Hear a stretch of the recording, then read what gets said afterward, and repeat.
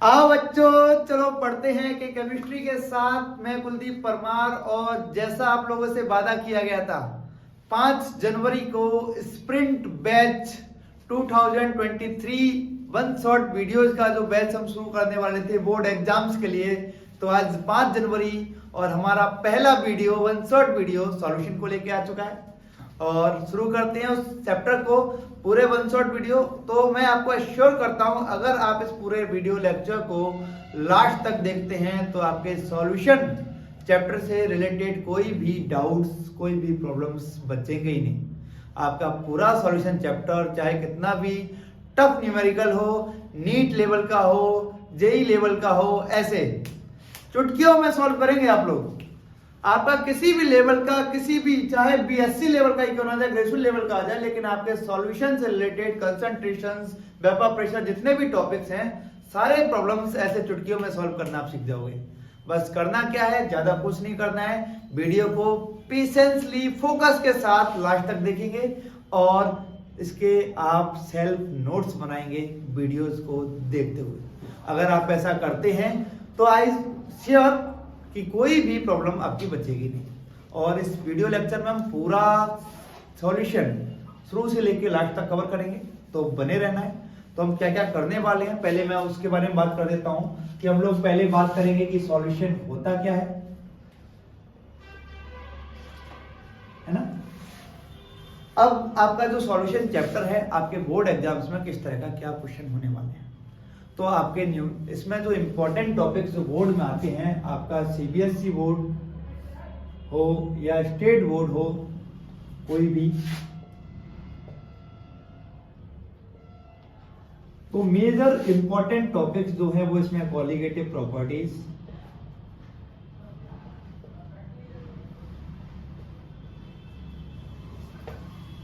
Ideal non ideal solution,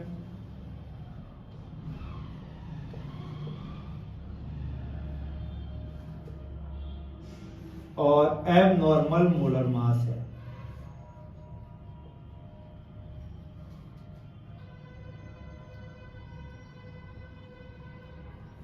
जैसा मैंने अपने पर्सनल एक्सपीरियंस से जो ऑब्जर्व किया है कि पिछले 10 सालों में, 15 सालों में जो मेजर क्वेश्चंस अगर पुट अप हुए हैं न्यूमेरिकल्स को लेके या थ्योरेटिकल पोर्शन को लेके, तो colligative properties, ideal non ideal solutions या फिर एबनॉर्मल मोलर मास के रिलेटेड टॉपिक से ज्यादा हुए हैं। ऐसा नहीं है कि बाकी के जो टॉपिक्स हैं उनको हमें छोड़ देना है, बिल्कुल नहीं छोड़ना, उनको भी हम करेंगे, लेकिन मेजर फोकस आपका इन 3 टॉपिक्स पर होना चाहिए: colligative properties, non ideal and ideal solutions and abnormal molar mass. और शुरू करते हैं, अब सॉल्यूशन की बात करते हैं कि सॉल्यूशन क्या चीज है, क्या होता है, कैसे बनता है। तो सॉल्यूशन की जो सबसे पुरानी और फोकस और बढ़िया जो वेल डिफाइंड डेफिनेशन है वो क्या है कि किसी भी 2 कंपोनेंट्स का, कोई भी 2 कंपोनेंट्स हो, अगर वो एक दूसरे से मिक्स हो सकती है, परफेक्टली मिक्स हो सके और एक होमोजीनस मिक्सचर बना सके। हमें मिक्सचर बनाना है, किसी भी 2 कंपोनेंट का जो मिक्सचर, होमोजीनस मिक्सचर जो होता है उसे हम क्या बोलते हैं, सॉल्यूशन बोलते हैं। अभी 2 कंपोनेंट हैं, 2 से ज्यादा भी हो सकते हैं, तो इन कंपोनेंट्स को हम लोग बोलते क्या है। तो सॉल्यूशन क्या है, सॉल्यूशन है आपका होमोजीनस मिक्सचर।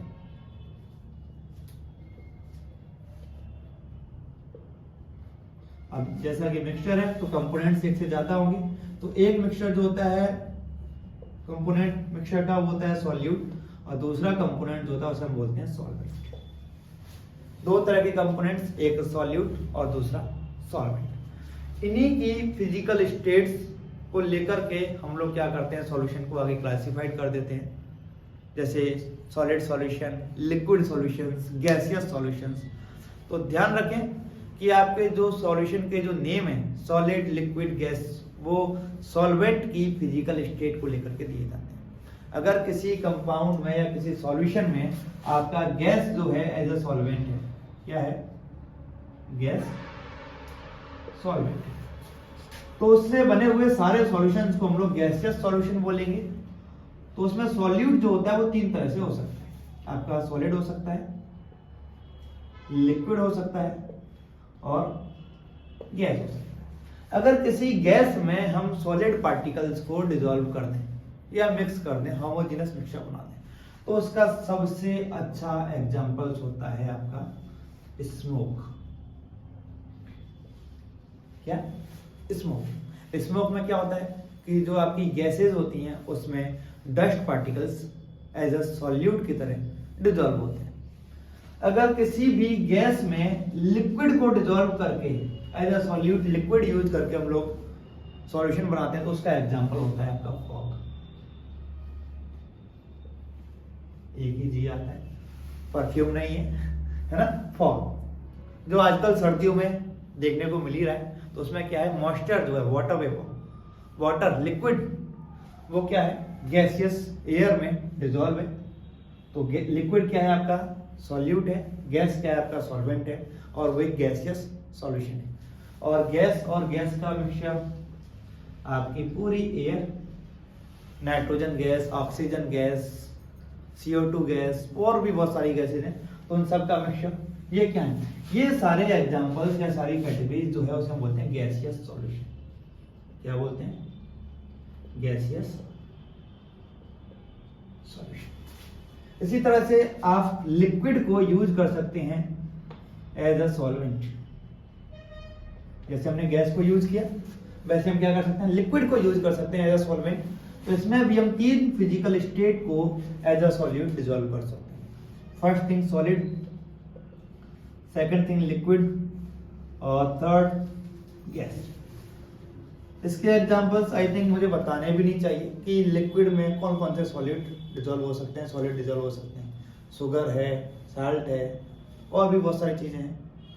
तो ये आपके जनरल, आपको मैं एक एग्जांपल ले लेता हूँ, NaCl ले लेते हैं, शुगर ले लेते हैं, कुछ भी डिसॉल्व कर दें। लिक्विड, अब भाई पटियाला बैग किसने मारा है, हाँ? तो क्या करते हैं, लिक्विड, वाटर, और क्या, वो भी क्या है, लिक्विड। तो इसमें आपका जो सॉल्यूट है वो कौन है, अल्कोहल। अल्कोहल का वाटर के साथ कैसा सॉल्यूशन है, liquid solvent, liquid solute. Gas, party करते हैं, पार्टी साटी, 2 तरह के लोग आते हैं ना उसमें, 2, एक पीने वाले और एक चखना खाने वाले, है ना। और चखना खाने वाले क्या पीते हैं, आपके पार्टी में आया हुआ cold drink, Sprite, Thums Up, जो भी आता है वो क्या होता है, आपके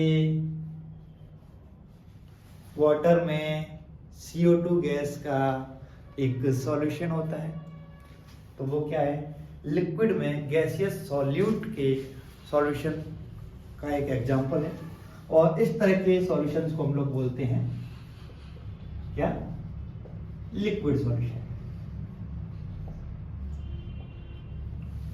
आई थिंक आपको स्क्रीनशॉट लेना चाहिए।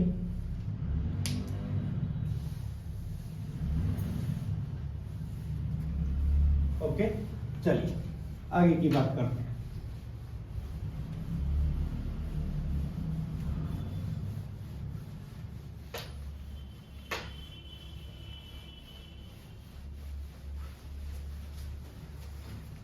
आगे की बात करें, अभी हमारे पास क्या बचता है, एज अ सॉल्वेंट सॉलिड बचता है। सॉलिड में भी हम 3 कैटेगरीज के सॉलिड को डिसॉल्व कर सकते हैं। First thing is solid, second liquid, and third gas, right. Solid में सॉलिड का मिक्सचर जो होता है उसे हम एलॉयज बोलते हैं, लाइक ब्रास, ब्रॉन्ज और सारी चीजें। लिक्विड, सॉलिड में लिक्विड कहीं देखा है किसी सॉलिड में लिक्विड का सॉल्यूशन, सॉलिड में लिक्विड, ओए जेली जेली, ओए जेली वेली नहीं खाई क्या, हाँ, जेली, कीचड़ देखा है कुछ कभी, जेली जिसे हम क्या बोलते हैं, जेल बोलते हैं, जेल वालों में तो लगाया हुआ सेट वेट, है ना, वो सब क्या है, सॉलिड में लिक्विड के सॉल्यूशंस हैं। कि सॉलिड आपका क्या है, सॉल्वेंट है और उसमें लिक्विड जो है वो क्या है, लिक्विड फेज में आपका सॉल्यूट प्रेजेंट है, वाटर या कुछ भी और भी चीजें। सॉलिड में गैस, उसे हम सॉलिड एरोसोल बोलते हैं।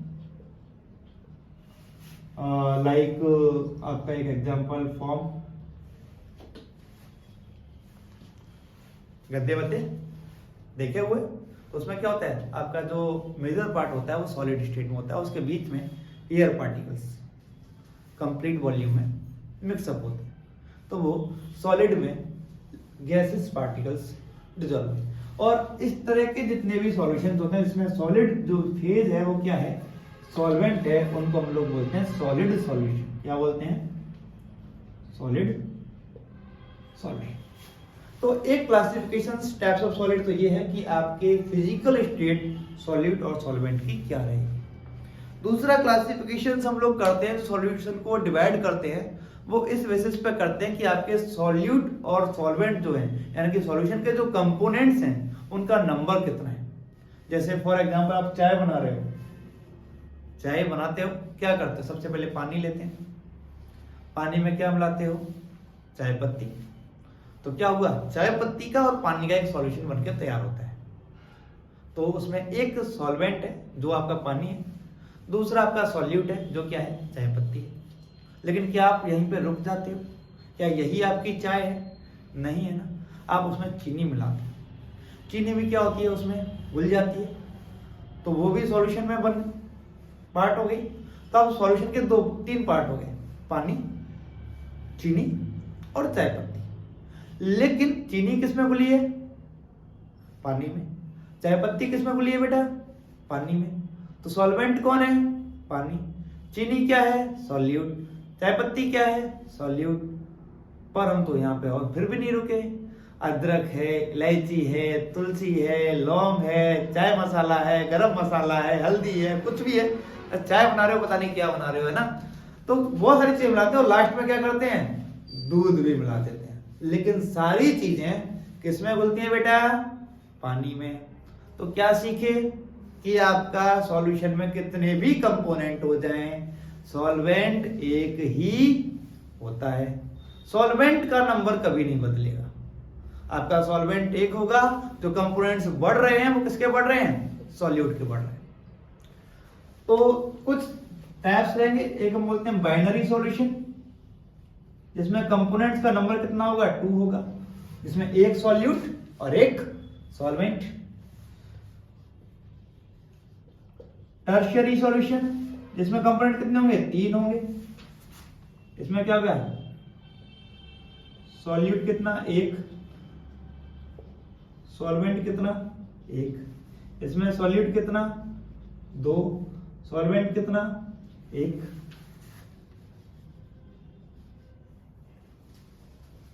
क्वार्टरी सॉल्यूशन, कंपोनेंट कितने हो जाएंगे, 4, सॉल्यूट कितने, 3, सॉल्वेंट कितना, 1। एग्जांपल H2O प्लस चाय पत्ती, H2O प्लस चाय पत्ती प्लस चीनी। बेटा अदरक में आज लेके नहीं आया मार्केट से, तो मैंने क्या किया, पानी में चाय पत्ती डाली, चीनी डाली और क्या डाल दिया, दूध डाल दिया। इस तरह के कुछ एग्जांपल्स और भी हो सकते हैं। तो नाम कंपोनेंट बढ़ते जाएंगे, उसका नाम उसके अकॉर्डिंग चलता रहेगा। तो इसका स्क्रीनशॉट ले लीजिए।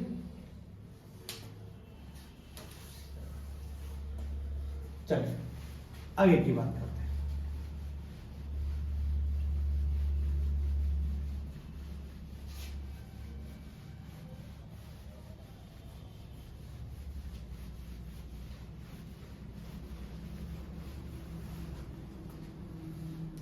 अगला जो क्लासिफिकेशंस है वो है आपकी अमाउंट ऑफ सॉल्यूट को लेकर के, अमाउंट ऑफ सॉल्यूट, कि किसी भी सॉल्यूशन में सॉल्यूट का अमाउंट कितना है। तो देखिए हम पानी है, उसमें मान के चलो नमक बोल रहे हैं, क्या बोल रहे हैं, नमक। 100 ml पानी है, नमक डाल रहे हैं, घुल गया, एक और चम्मच नमक डाला, घुल गया, एक और चम्मच नमक डाला, घुल गया, लेकिन कभी ना कभी तो रुकेगा ना बेटा। आप 100 ml या 1 गिलास पानी में नमक डालते जा रहे हो, ऐसा तो नहीं कि एक क्विंटल नमक घुल जाएगा, नहीं घुलेगा ना, कभी ना कभी जाके तो रुकेगा ना घुलना। तो क्या होता है कि वो सॉल्यूट की मैक्सिमम अमाउंट होती है जो डिजोल्व हो सकती है, उसे हम बोलते हैं उस सॉल्यूशन का सैचुरेशन पॉइंट। क्या बोलते हैं? Saturation point. अगर किसी भी सॉल्यूशन में जो सॉल्यूट का अमाउंट है वो सैचुरेशन पॉइंट से कम है तो उसको हम बोलते हैं अनसैचुरेटेड सॉल्यूशन। इसका मतलब क्या हो गया कि आपका अमाउंट जो है सैचुरेशन तक नहीं पहुंचा है, मैक्सिमम अमाउंट रिजॉल्व नहीं हुआ है, तो हम उसमें क्या कर सकते हैं, थोड़ा सा सॉल्यूट और ज्यादा मिला करके उसको डिजॉल्व कर सकते हैं, अनसैचुरेटेड सॉल्यूशन। दूसरा होता है सैचुरेशन सॉल्यूशन, सैचुरेटेड सॉल्यूशन। उसमें क्या होता है कि जो सॉल्यूट का जो अमाउंट है सॉल्यूशन में वो उस मैक्सिमम पॉइंट तक रीच कर चुका है। क्या कर चुका है? मैक्सिमम पॉइंट तक रीच कर चुका है, अब आगे सॉल्यूट डिजॉल्व नहीं होगा, सैचुरेटेड सॉल्यूशन। तीसरा होता है सुपर सैचुरेटेड सॉल्यूशन। अब ये कौन सा है भाई? दो ही तो केस है, मैक्सिमम अमाउंट है, सैचुरेशन पॉइंट है, सैचुरेशन पॉइंट से कम है तो अनसैचुरेटेड, सैचुरेशन पॉइंट के बराबर है तो सैचुरेटेड, और उससे ज्यादा है तो सुपर सैचुरेटेड। समझ में नहीं आया ना बात कि आपका सैचुरेशन पॉइंट क्या था? मैक्सिमम अमाउंट था, मैक्सिमम मतलब उससे ज्यादा सॉल्यूट डिसॉल्व नहीं होगा। अब मैक्सिमम से ज्यादा डिसॉल्व होने पर सुपर सैचुरेटेड, ये कौन सी केमिस्ट्री है? क्या एक्सेप्शन वाली केमिस्ट्री है? ऐसा कुछ नहीं है, एक्सेप्शन वगैरह कुछ नहीं है। हम क्या करते हैं कि सॉल्यूशन को हीट करते हैं, गर्म करते हैं। गर्म करने से क्या होगा? वॉल्यूम जो है कम हो जाएगा क्योंकि कुछ वाटर जो है इवेपोरेट हो जाता है, लेकिन सॉल्यूट जो है वो तो उतना ही रहेगा, तो उसकी कंसंट्रेशन जो होती है क्या हो जाती है? सॉल्यूशन में बढ़ जाती है। सपोज 100 ml वाटर था, क्या था? 100 ml वाटर था और उसमें 36 ग्राम NaCl मिला हुआ था। अराउंड 36 ग्राम के आसपास ही NaCl का सैचुरेशन पॉइंट भी होता है वाटर में, डिस्टिल वाटर में। तो क्या करें, ये सैचुरेशन पॉइंट तक मिला हुआ था। अभी क्या करें, हमने क्या किया, सॉल्यूशन को गर्म किया, तो आपका ये कितना रह गया? 95 ml रह गया। सपोज कुछ 5 ml वाटर जो इवेपोरेट हो गया। अब 95 में कितना NaCl है? वही 36 ग्राम NaCl। पर 36 ग्राम जो था NaCl, इसका अमाउंट, इसके लिए मैक्सिमम जो लिमिट थी वो किसके लिए थी? 100 ml के लिए थी, लेकिन ये किसमें घुल गया है? 95 ml में। मतलब अगर 100 ml पानी होता तो उसमें थोड़ा सा सॉल्यूट और डिसॉल्व हो सकता है, तो क्या होगा? आपके मैक्सिमम लिमिट से भी ज्यादा आपका सॉल्यूट डिसॉल्व है। तो इसमें आपका टेम्परेचर का बहुत इंपॉर्टेंट रोल रहता है। किसका? टेम्परेचर का। टेम्परेचर जब इंक्रीज होता है तो वॉल्यूम क्या हो जाता है? कम हो जाता है, जिसकी वजह से कंसंट्रेशन बढ़ जाती है और बनता है आपका सुपर सैचुरेटेड सॉल्यूशन। ज्यादा कुछ पूछा नहीं जाता इसके बारे में, ज्यादा कुछ बताया भी नहीं जाता है, लेकिन ऐसा होता है। कुछ और भी चीजें हैं जो अपने सिलेबस में नहीं है, जैसे क्रिस्टलाइजेशन रेट और डिसोल्यूशन रेट, वो नहीं है, वो आपको माइंड भी नहीं करनी। आप लोग सिर्फ इतना याद रखें कि मैक्सिमम अमाउंट या सैचुरेशन पॉइंट, उसके बेसिस पर आप डिफाइन करें कि अनसैचुरेटेड सॉल्यूशन क्या है, सैचुरेटेड सॉल्यूशन क्या है और सुपर सैचुरेटेड सॉल्यूशन क्या है। ये आपके सॉल्यूशन के क्लासिफिकेशन से कितने टाइप्स के सॉल्यूशंस हो सकते हैं। अब इस पूरे चैप्टर में आप एक चीज यहां से आगे ध्यान रखेंगे, क्योंकि मैं आप कुछ कीवर्ड्स पहले डिफाइन कर देने वाला हूं। ये आप याद रखें कि मैं किस टर्म के लिए क्या सिंबल यूज करने वाला हूं। मैं सॉल्यूट के लिए इस पूरे चैप्टर में ए लिखने वाला हूं। सॉल्यूट को मैं ए से डिनोट करूंगा। ऐसा नहीं है कि रूल नहीं है कि सॉल्यूट को ए से डिनोट किया जाता है, मैं करने वाला हूं, तो आप इसको थ्रू आउट द लेक्चर यहां से आगे याद रखेंगे। ए लिखा हुआ है मतलब सॉल्यूट लिखा हुआ है। सॉल्वेंट को मैं बी से डिनोट करने वाला हूं, यहां से आगे। वेट किसी भी सब्सटेंस का उसको मैं W से डिनोट करूंगा। जैसे वेट ऑफ सॉल्यूट लिखना है तो मैं लिखूंगा WA, वेट ऑफ ए यानी कि सॉल्यूट। सॉल्वेंट का वेट लिखना होगा तो मैं लिखूंगा WB, weight of solvent, right. Third चीज जो मैं इसके बाद फोर्थ चीज जो यूज करने वाला हूं चैप्टर में वो है मोलर मास। क्या है? Molar mass. मोलर मास के लिए मैं कैपिटल M डिनोट करूंगा। डेंसिटी के लिए मैं स्मॉल d यूज करूंगा और वॉल्यूम के लिए मैं आपका कैपिटल V यूज करूंगा। स्क्रीनशॉट ले लीजिए इसका। चलिए तो अब आगे की बात करते हैं कि ये जो सिंबल्स मैंने जो बताए हैं ये कहाँ यूज करने वाला हूं मैं और कैसे यूज करने वाला हूं, उसके बारे में बात करें। तो एक मेजर पार्ट है इस चैप्टर का, सबसे इंपॉर्टेंट भी बोल सकते हैं जिसको हम लोग इंपॉर्टेंट, वो है कंसंट्रेशन।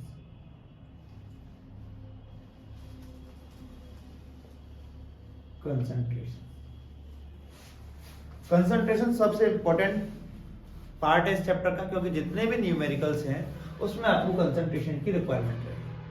इनडायरेक्टली ये आपको हेल्प करेगा बाकी के टॉपिक्स में।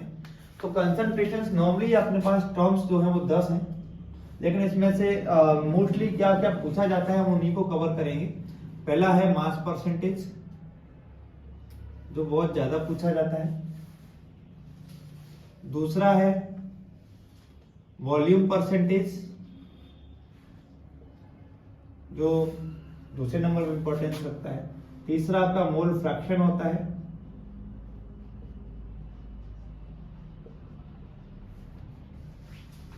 थर्ड कंसंट्रेशन जो आपका इंपॉर्टेंट रखता है। उसके बाद फोर्थ नंबर पर आपका है पार्ट्स पर मिलियन, ppm बोलते हैं इसको, पार्ट्स पर मिलियन, राइट। फिफ्थ नंबर पे जो मोस्ट इंपॉर्टेंट कंसंट्रेशन है वो है मोलैरिटी। और नेक्स्ट जो है 6 number, that's a molarity. What is this? Molarity. अब मैंने बोला कि होने को 10 होती हैं, तो बाकी की 4 कौन है जो इतना ज्यादा इंपॉर्टेंस नहीं रखती हैं? तो उसमें एक आती है आपकी percent by weight and volume, यानी कि इन दोनों का मास और वॉल्यूम परसेंटेज का कॉम्बो है। दूसरे नंबर पर आपकी जो लेस इंपॉर्टेंट है वो है पार्ट्स पर बिलियन, क्योंकि ये इससे थोड़ा सा रिलेट करती है। थर्ड नंबर पे जो है वो है नॉर्मेलिटी, और फोर्थ जो है वो है फॉर्मेलिटी। ये दोनों कंसंट्रेशन मोलैरिटी जो है ये वाली, इससे दोनों रिलेट करते हैं। इससे हम लोग नॉर्मेलिटी या फॉर्मेलिटी फाइंड कर सकते हैं। तो ये इससे फाइंड हो जाती है। पीपीबी पीपीएम के सिमिलर है, और वेट बाय वॉल्यूम जो है, मास बाय वॉल्यूम परसेंटेज जो है, वो इन दोनों का कॉम्बो है। इसलिए हम लोग क्या करते हैं, नॉर्मली 6 कंसंट्रेशन टर्म्स पे ज्यादा फोकस करेंगे, ठीक है। तो पहले सबके फॉर्मूलेस एक साथ, फिर इनसे रिलेटेड 1-2 क्वेश्चंस की बात कर लेंगे। तो देखिए जो मास परसेंटेज होता है, मास परसेंटेज फॉर्मूला क्या होता है? मास ऑफ या weight of solute WA upon weight of solution. Solution में क्या होता है आपका? सॉल्यूट होता है और सॉल्वेंट होता है, दोनों के वेट को मैं ऐड कर दूंगा तो मेरे पास क्या आएगा? Mass of solution multiply by 100, that's a percent, right. Second जो आपकी कंसंट्रेशन टर्म्स है वो है volume percentage.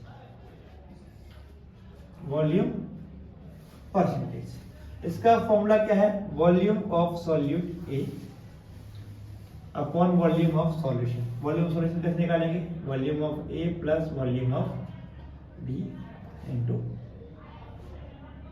100%, right. Third concentration जो है आपकी टर्म्स वो क्या है? Mole fraction.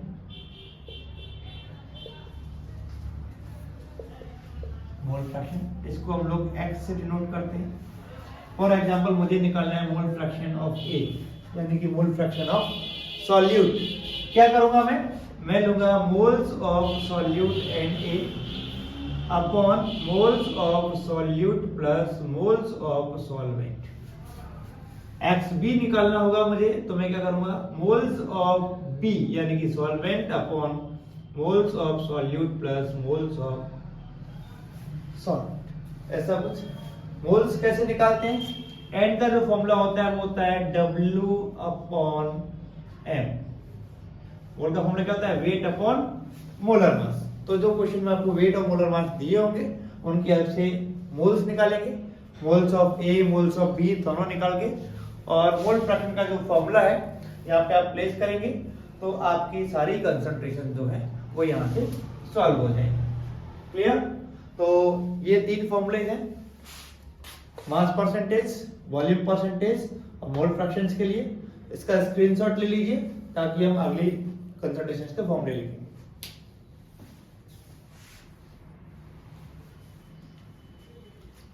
क्लियर।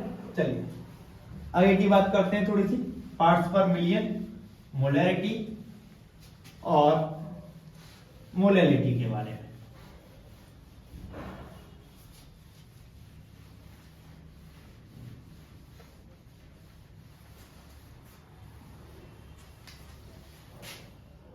पार्ट्स पर मिलियन, फॉर्मूला बहुत सिंपल है, चाहे तो वेट हो सॉल्यूशन का, सॉल्यूट का, और डिवाइड हो weight of solution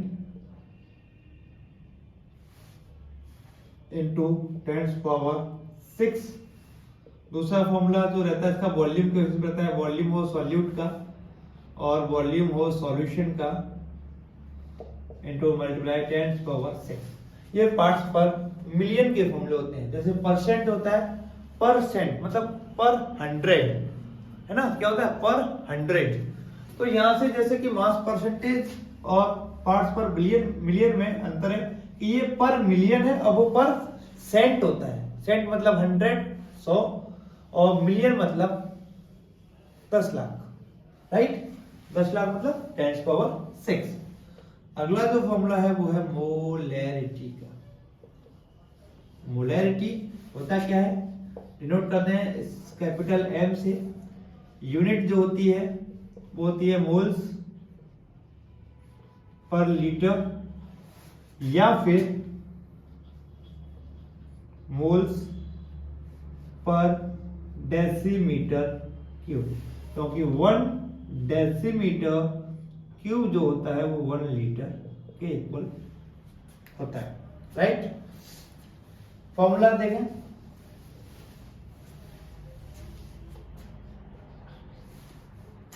molarity equals two moles of solute यानी कि Na divided by volume of solution in litre. किसमें चाहिए आपको, लीटर में चाहिए। अगर ये लीटर में नहीं है तो हम क्या करते हैं, ml में दिया हो तो हम 1000 का डिवाइड करते हैं और इसको ml को लीटर में कन्वर्ट कर लेते हैं, यानी कि Na को मैं क्या लिखता हूँ, W of A upon molar mass of A, right, into 1000 upon volume of solution किसमें, इन ml। जब मिलीलीटर में हो तो हम 1000 का डिवाइड कर देते हैं, और जब लीटर में हो तो हम सिंपल सा लीटर का जो वॉल्यूम है उसको प्लेस करके मोलैरिटी निकाल लेते हैं। नेक्स्ट जो कंसंट्रेशन टर्म है वो है वो आपकी मोलैलिटी। मोलैलिटी, मोलैलिटी को हम डिनोट करते हैं स्मॉल m से, और फॉर्मूला जो होता है वो होता है moles of solute upon weight of solvent किसमें, इन किलोग्राम। और डिरेक्ट में करें बात करें तो मोल्स ऑफ A क्या हो जाएंगे, W of A upon molar mass of A into 1000 upon W of B ये किस में हो जाएगा अगर वेट आपको ग्राम में दिया हो। तो पूरी कंसंट्रेशन जितनी भी टर्म्स हैं उन सभी में आपका जो मोलैलिटी है, मोलैलिटी स्मॉल m, यही एक ऐसी कंसंट्रेशन है जिसमें आपका सॉल्वेंट का मास यूज होता है एज ए डिनोमिनेटर। बाकी सभी में देखिए इसमें भी सॉल्यूशन था, ये भी सॉल्यूशन था, मास परसेंटेज वॉल्यूम परसेंटेज सब में सॉल्यूशन था, मोलैरिटी में भी क्या है सॉल्यूशन ही है वॉल्यूम। लेकिन यहाँ पर जो डिनोमिनेटर है वो क्या है सॉल्वेंट है। क्या है सॉल्वेंट है। तो सॉल्वेंट को यूज करने वाली एक ही कंसंट्रेशन है मोलैलिटी। इसलिए हम बोलते हैं कि एक ही कंसंट्रेशन ऐसी है जो टेम्परेचर से इफेक्ट नहीं हो सकती। रीजन क्या है कि अगर टेम्परेचर हम बढ़ाते हैं, मान के चलो हमने क्या किया एक सॉल्यूशन का टेम्परेचर बढ़ा दिया, तो क्या होगा उसका वॉल्यूम कम हो जाएगा, सॉल्यूशन का जो भी अमाउंट है वो क्या हो जाएगा कम हो जाएगा वॉल्यूम। तो सॉल्यूशन के वॉल्यूम पर डिपेंड करने वाली सारी कंसंट्रेशन चेंज हो जाएंगी।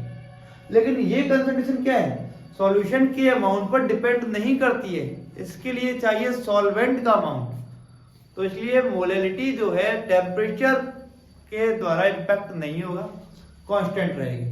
तो एक क्वेश्चन कभी अगर आ जाता है कि which concentration is not affected by temperature, that is molality, only one concentration that is molality. ठीक है, इसको याद रखेंगे और ये सारे फॉर्मूले का स्क्रीनशॉट ले लीजिए। ये कंसंट्रेशंस हैं नॉर्मली। और एक और बात कर लेते हैं जो इंपॉर्टेंट ज्यादा नहीं थी, वो थी नॉर्मेलिटी। तो मैं आपको ज्यादा फॉर्मूले में नहीं उलझाऊंगा, आप क्या करें मोलैरिटी निकालना सीखें और उस मोलैरिटी का एन फैक्टर से मल्टीप्लाई कर दें।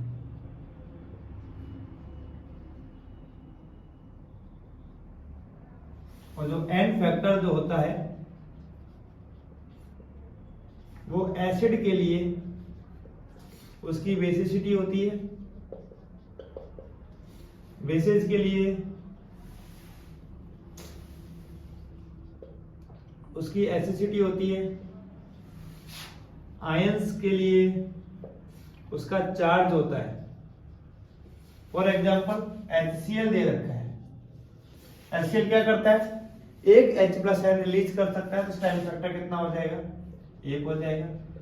H2SO पर कितने H% डोनेट कर सकता है 2, तो इसका एन फैक्टर कितना हो जाएगा 2 हो जाएगा। इसी तरह से बेस में OH माइनस आयंस के नंबर के बेसिस पे एसिडिटी फाइंड करते हैं। आयंस जैसे कि Na+, Mg+2, Cl- SO4-2, तो इस पर चार्ज कितना है, इस पर कितना चार्ज है +1, इस पर कितना चार्ज है -1, तो इन दोनों के एन फैक्टर कितना होगा 1 और इनका एन फैक्टर कितना होगा 2। चार्ज देखेंगे, आपका चार्ज का मैग्नीट्यूड देखना है, किस तरह का नेचर है वो नहीं देखना है, प्लस माइनस कुछ नहीं देखना है, आपका सिर्फ चार्ज देखना है।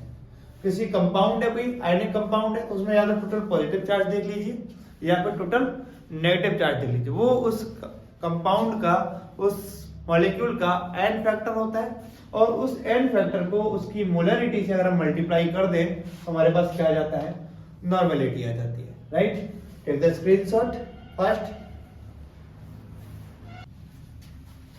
चलिए अब आगे हम बात करने वाले हैं। देखिए लॉजिकली तो इसमें कुछ न्यूमेरिकल्स बनते हैं कंसंट्रेशन टर्म्स के, लेकिन वन शॉट वीडियो में मैं चाहता हूं कि पहले सारे टॉपिक्स कवर अप हो जाएं, क्योंकि अगर हम न्यूमेरिकल्स करने बैठेंगे तो जो आपका वीडियो है उसका लेंथ काफी ज्यादा हो जाएगा और फिर ये बहुत ज्यादा बोरिंग भी लगने लगेगा, है ना। तो हम क्या करते हैं, अगर जो स्टूडेंट चाहते हैं कि न्यूमेरिकल्स होने चाहिए तो कमेंट करके बता दें। मैं क्या करूंगा न्यूमेरिकल्स की एक सेपरेट अलग से वीडियो बना दूंगा, है ना। अभी हम क्या करते हैं टॉपिक को ही कवर कर लेते हैं कि टॉपिक्स क्या क्या होने वाले हैं। ठीक है, तो टॉपिक्स कवर करेंगे। न्यूमेरिकल्स चाहें तो हम लोग अलग से सेपरेटेड एक अलग वीडियो बना सकते हैं, उसमें हम लोग न्यूमेरिकल्स को डिस्कस कर लेंगे, इंपॉर्टेंट क्वेश्चन को डिस्कस कर लेंगे। ओके, अभी कंसंट्रेशन के बाद में अगला जो टॉपिक है वो होता है सॉल्युबिलिटी, कि आपका जो भी सॉल्यूट होता है वो किसी सॉल्वेंट में कितना सॉल्युबल होगा, उसकी जो अमाउंट है कितनी सॉल्युबल होगी, उसको कौन कौन से फैक्टर जो है वो इफेक्ट कर सकते हैं। तो सॉल्युबिलिटी टॉपिक को डिस्कस करते हैं कि जैसे कोई सॉलिड है उसको हम लिक्विड में डिसॉल्व कर रहे हैं तो क्या होगा, आपका एक जो रूल आपने बहुत पहले से पढ़ा हुआ है कि लाइक डिजॉल्व लाइक, जैसे कि जो पोलर सॉल्वेंट होता है उसमें पोलर सॉल्यूट डिजॉल्व होते हैं, नॉन पोलर में नॉन पोलर सॉल्यूट डिजॉल्व होते हैं। सर्दी लग रही है, एक मिनट। हाँ। तो पोलर में पोलर सॉल्यूट डिजॉल्व हो जाते हैं, नॉन पोलर में नॉन पोलर सॉल्यूट डिजॉल्व हो जाते हैं। तो इस तरह से क्या होता है, कुछ फैक्टर्स जो होते हैं, सॉल्यूट का नेचर, सॉल्वेंट का नेचर, टेम्परेचर, प्रेशर, ये सारी चीजें क्या होती हैं, किसी भी सॉल्यूट की सॉल्युबिलिटी को इफेक्ट करते हैं। तो किसी भी लिक्विड में जो गैस की सॉल्युबिलिटी जो है, जो आपको इंपॉर्टेंट है, गैस इन लिक्विड, इस सॉल्यूशन में गैस की जो सॉल्युबिलिटी थी उसको एक्सप्लेन किया था हेनरी ने। किसने? हेनरी। उसको लेके एक हेनरी का लॉ दिया था, जिसे हम हेनरीज लॉ बोलते हैं। क्या बोला हेनरी ने कि किसी भी गैस का पार्शियल प्रेशर ऑफ गैस, ये P है, P फॉर प्रेशर, सफिक्स में गैस, मतलब उस गैस का पार्शियल प्रेशर जो होता है वो डायरेक्टली प्रोपोर्शनल होता है amount of gas dissolve in any particular solution या पर्टिकुलर सॉल्वेंट। हम बात करते हैं if m amount is taken,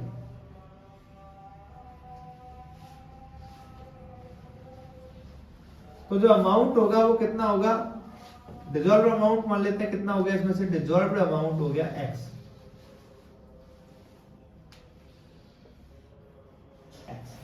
Then the fraction of dissolution, fraction of dissolution जो है वो कितना हो जाएगा, x आउट ऑफ m। तो जो आपका प्रेशर ऑफ गैस जो है, पार्शियल प्रेशर ऑफ गैस है, वो डायरेक्टली प्रोपोर्शनल होता है x अपॉन m के, जिसको हम लोग अपनी लोकल लैंग्वेज में मोल फ्रैक्शन भी बोल सकते हैं। क्या बोल सकते हैं? Mole fraction. अब जब हम प्रोपोर्शनल साइन को हटाते हैं यहां से, तो क्या आएगा, एक कांस्टेंट आएगा, वो किसका आएगा, हेनरीज कांस्टेंट, के एच से डिनोट करते हैं उसको। और जो हेनरी कांस्टेंट जो होता है वो डिपेंड करता है टेम्परेचर्स पर।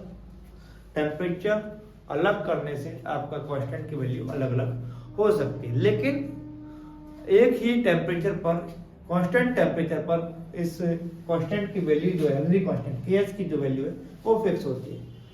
आपका और सॉल्युबिलिटी को कौन कौन बदल सकता है, वो आपके सॉल्यूट का नेचर है, नेचर बदलेगा, पोलर नॉन पोलर उस तरह के नेचर से क्या होगा, सॉल्युबिलिटी चेंज हो जाएगी। अभी इस हेनरी लॉ की कुछ लिमिटेशंस थी कि जो आपका अमाउंट ये बता रहा है, इसमें कुछ पर्टिकुलर पॉइंट थे जो नहीं होने चाहिए ताकि हेनरी का लॉ जो है परफेक्टली एप्लीकेबल हो सके। तो पहला जो लिमिटेशंस जो है वो ये है कि आपके गैस का जो प्रेशर है वो बहुत ज्यादा हाई नहीं होना चाहिए। इससे क्या होगा, अगर गैस का प्रेशर बहुत ज्यादा हाई है, क्या किया, दबा दिया, क्या होगा फिर उससे, गैस जो होती है उसके मॉलिक्यूल जो है उस प्रेशर की वजह से पास आ जाएंगे और वो गैस जो है लिक्विड में कन्वर्ट हो जाएगी, है ना। ऐसे दबा दिया, सारे मॉलिक्यूल कहाँ गए, पास आ गए। तो गैस से जब मॉलिक्यूल जब पास आएंगे तो कौन सी स्टेट हो जाएगी, लिक्विड स्टेट। तो जब गैस ही नहीं रहेगी तो उस गैस की सॉल्युबिलिटी, गैस इन लिक्विड, ये टॉपिक ही नहीं रहेगा अपना। तो पहला जो काम है वो ये है कि गैस का प्रेशर जो है बढ़ाएंगे, सॉल्युबिलिटी बढ़ेगी क्योंकि डायरेक्टली प्रोपोर्शनल है, लेकिन इतना भी नहीं बढ़ा देना है कि गैस लिक्विफाई हो जाए। तो pressure should not be equal to the liquefaction pressure of gas, यानी कि pressure should not be much high या वेरी हाई। सेकेंड लिमिटेशन जो है वो है टेम्परेचर, क्योंकि गैस को लिक्विफाई करने के लिए दूसरी जो चीज होती है वो होता है उसका टेम्परेचर।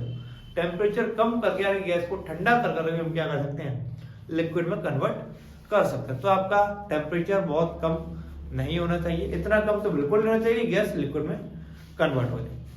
थर्ड लिमिटेशन जो होता है, आपकी जो गैस है, जैसे कि एक गैस में एग्जांपल लेता हूं अमोनिया।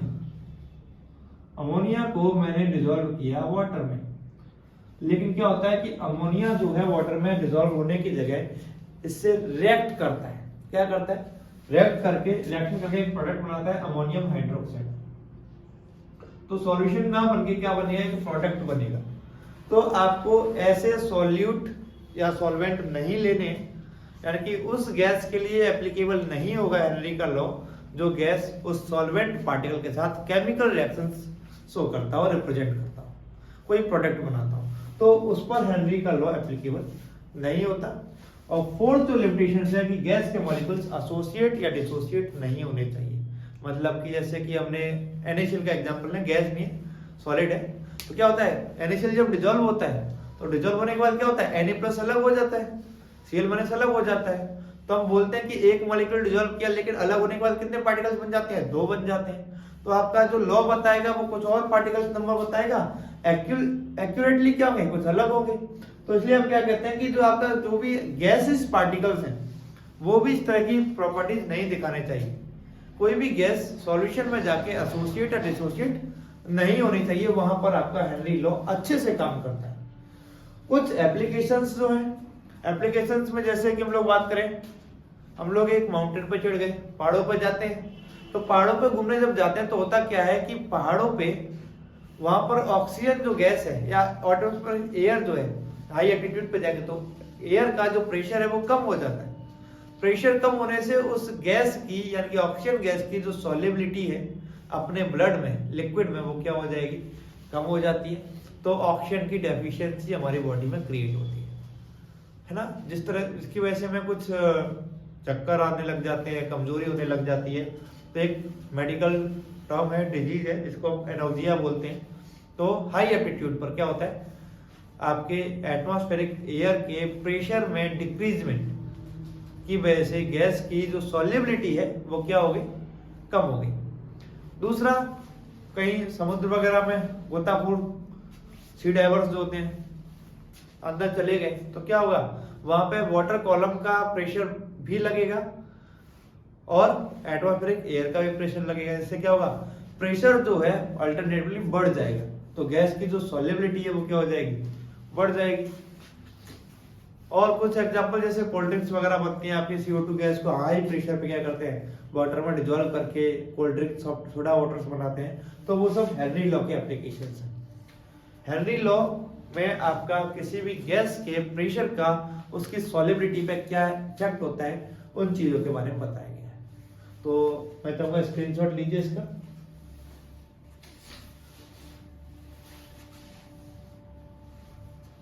ओके, चलिए यहां से आगे हम बात करते हैं किसी भी गैस के या किसी भी सॉल्यूशन के वेपर प्रेशर।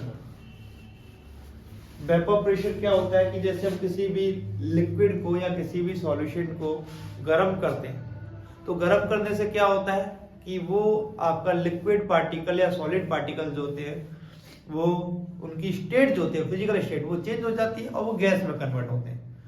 तो उस गैस का वाटर या सॉल्यूशन की सरफेस पर जो प्रेशर अपवर्ड अप्लाई होता है, उससे बाहर निकलने के लिए जो प्रेशर अपवर्ड अप्लाई करेंगे।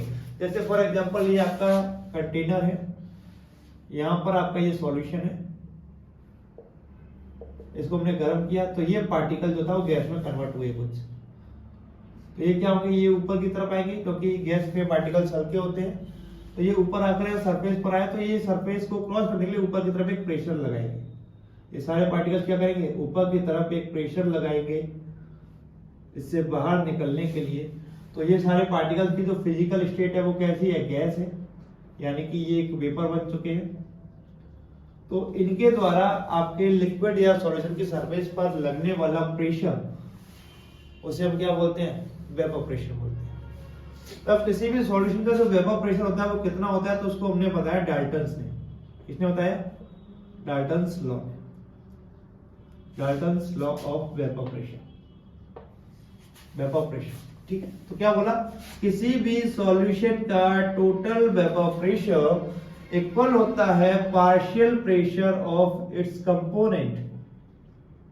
क्या, vapour pressure of solution is sum of partial vapor pressure of its components।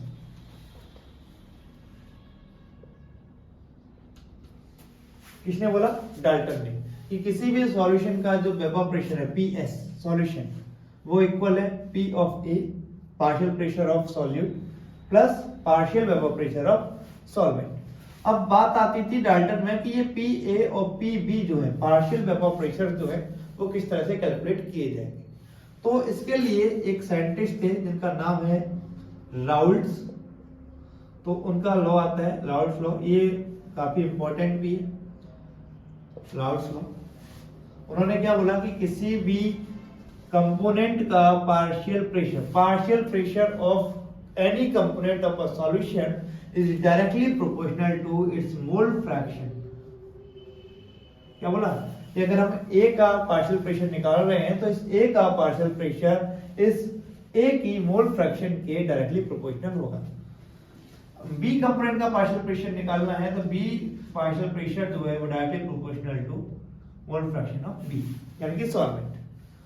जब आप प्रोपोर्शनल साइन को हटाते हैं तो एक कांस्टेंट वैल्यू आती है, वो होती है vapour pressure of pure component. Vapour pressure of pure component से हम नॉट से रिप्रेजेंट करते हैं, P नॉट से, P नॉट ऑफ A। यहां पे हम क्या बोलेंगे, PB जो है वो इक्वल हो जाएगा P naught of B x B, right, P naught of B x B. इन दोनों फॉर्मूले को क्या करें, P और PB की वैल्यू को क्या रखते हैं, डाल्टन्स के लॉ में रखते हैं। तो ये यहां से क्या हो जाएगा, PS जो है इक्वल हो जाएगा P nought A x A plus P nought B x B, right. तो ये क्या है, राउल्ट का law with Dalton's law, Raoult law with Dalton's law, जिससे हम किसी भी सॉल्यूशन का वेपर प्रेशर निकाल सकते हैं, राइट। स्क्रीनशॉट ले लीजिए। चलिए आगे की बात करते हैं। राउल्ट्स लॉ के बाद में इसका ग्राफ देखते हैं कि राउल्ट्स लॉ का जो ग्राफ है वो किस तरह से बनेगा और आइडियल और नॉन आइडियल सॉल्यूशंस क्या होते हैं, ठीक है। आइडियल और नॉन आइडियल सॉल्यूशन के बारे में बात करेंगे, जैसे कि फॉर एग्जांपल यहाँ पे मैं लिखता हूँ आइडियल सॉल्यूशन,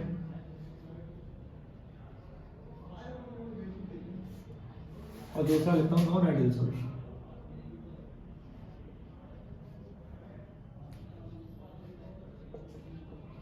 आइडियल सॉल्यूशन है, नॉन आइडियल सॉल्यूशन। तो होता क्या है कि ऐसे सॉल्यूशंस जिसमें सॉल्यूट और सॉल्वेंट जो है वो हमने मिला दिए हैं, तो वो सॉल्यूट और सॉल्वेंट का जो पार्शियल प्रेशर है वो राउल्ट्स लॉ को फॉलो करता है, राउल्ट्स लॉ को ओबे करता है कंप्लीटली, मतलब इट ओबे राउल्ट्स लॉ।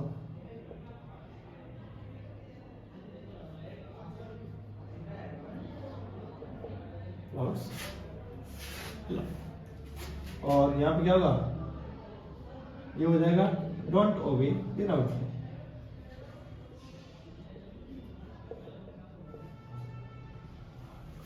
देखिए राउल्ट्स लॉ क्या बताता है कि आपका सॉल्यूशन का जो वेपर प्रेशर है वो होगा PA not XA plus P nought B XB। तो ये बोलते हैं, लेकिन आपका नॉन आइडियल सॉल्यूशन जो होता है वो दो तरह से डेविएशन दिखाता है राउल्ट्स लॉ से।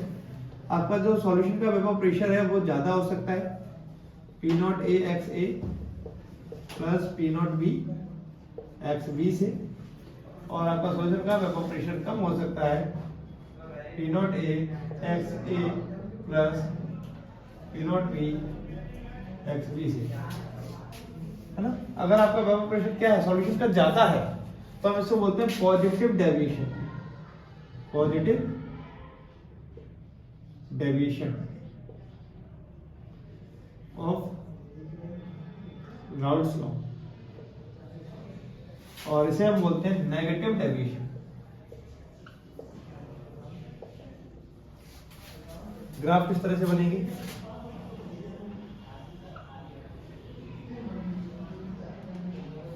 सपोज यहाँ पर XA जो है वो 1 है और यहाँ पर XA जो है वो 0 है, XB जो है इसकी वैल्यू 1 और XB इधर वैल्यू 0, राइट। स्क्रीनशॉट लीजिए। तो अब देखो ये जो है कंडीशन है XA1, इस पर क्या होगा कि आपका जो सॉल्यूट है वो क्या है, प्योर सॉल्यूट है, क्या है, प्योर सॉल्यूट। इस कंडीशन पर क्या है आपका XB, मतलब प्योर सॉल्वेंट। प्योर सॉल्यूट का वेपर प्रेशर कितना होता है, पी ए नॉट। सपोज मान के चलते हैं ये आपका वेपर प्रेशर है, जिसे हमने पी नॉट ए बोल दिया। सॉल्वेंट का कुछ मान लेते हैं, ये आपका पी नॉट बी हो गया, तो सॉल्वेंट का। अभी देखिए यहाँ से यहाँ तक अगर हम लेफ्ट टू राइट बात करें एच ए के लिए, तो मोल फ्रैक्शन कम हो रही है। और राउट ने क्या कहता है, vapour pressure of any component is directly proportional to its mole fraction.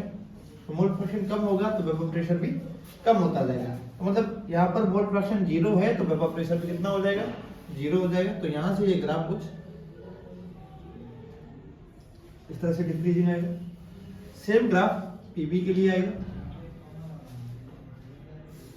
और इन दोनों का जो सम होता है वो क्या होता है, पीएस। तो ये वाली लाइन को जब मिला देते हैं इन पॉइंट्स को, तो ये आपका है पीएस, जो होता है P nought A x A plus P nought B x B. अब राउल्ट लॉ के जो पॉजिटिव डेविएशन है उसमें क्या होता है, पॉजिटिव डेविएशन में ये जो ग्राफ है वो कुछ इस तरह से होता है। जैसे एक्चुअल में कुछ ग्राफ ऐसा था, 0 तक जाएगा,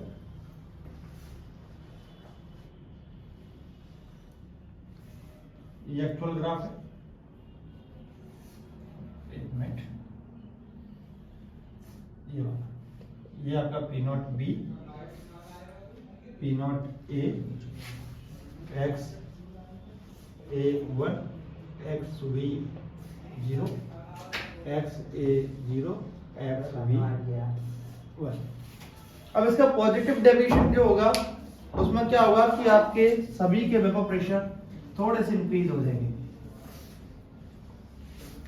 ये वेपर प्रेशर भी इंक्रीज हो जाएगा, इसे हम बोलते हैं positive deviation.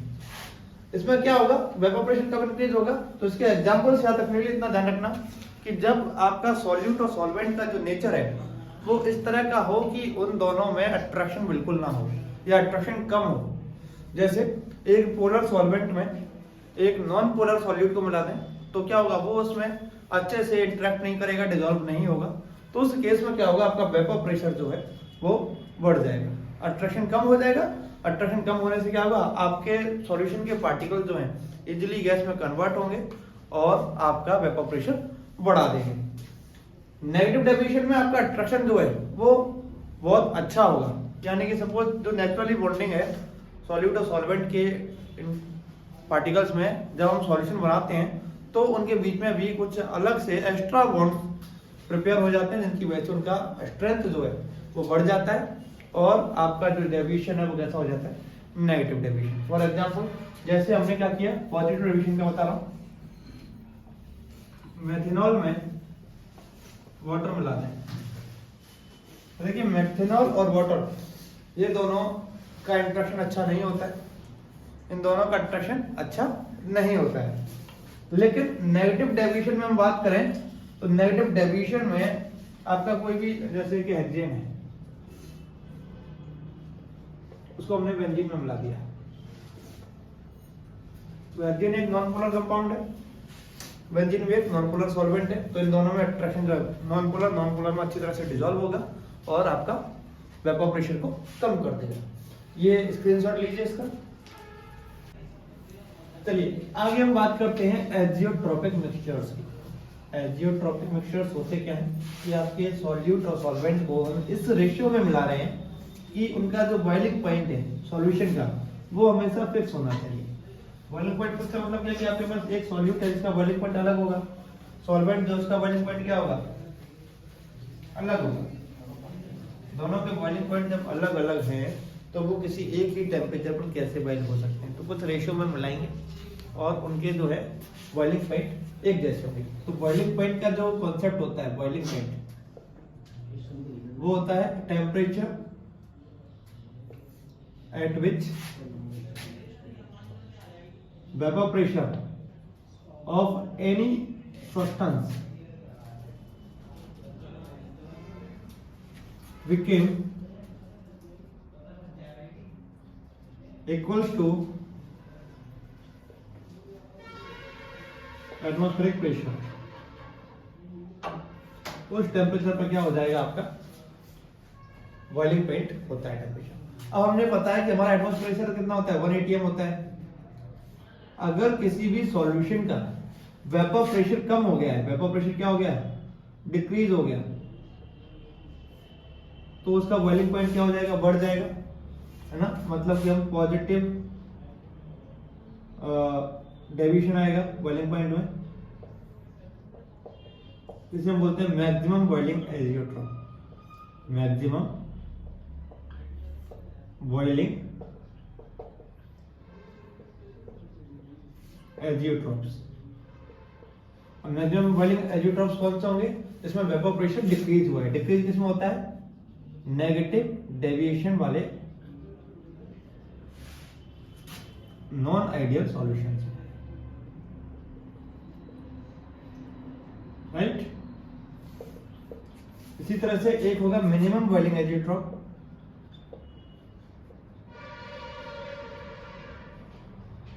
Minimum boiling azeotrope